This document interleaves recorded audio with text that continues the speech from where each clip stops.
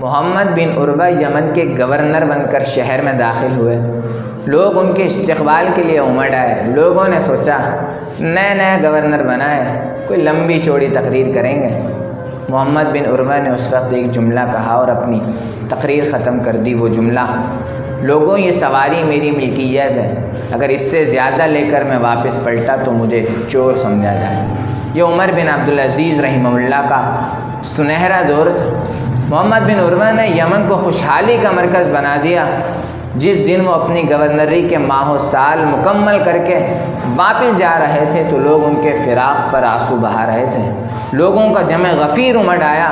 لوگوں نے سوچا کہ اس بار کوئی لمبی چوڑی تقریر کریں گے۔ محمد بن عروہ نے پھر ایک جملہ کہا اور اپنی تقریر ختم کر دی۔ وہ جملہ: لوگوں یہ سواری میری ملکیت تھی، میں واپس جا رہا ہوں، میرے پاس اس کے سوا کچھ بھی نہیں۔ پاکستانیوں، اپنے حکمرانوں کا آنے اور جانے والے دن کا تقابل کر لو، لگ پتہ جائے گا کون کتنے پانی میں ہے۔